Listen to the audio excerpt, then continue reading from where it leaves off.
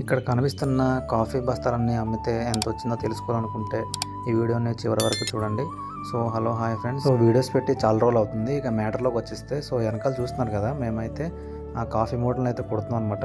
నా చేతిలో కనిపిస్తుంది కదా డబ్బనం, అలాగే ఈ తాడు సహాయంతో మేమైతే కాఫీ బస్తాలను అయితే కుడతాము. సో అలాగే ప్రతి బస్తాకి 61 kgs 500 grams అయితే ఎగ్జాక్ట్గా కాటా వేస్తాం అనమాట.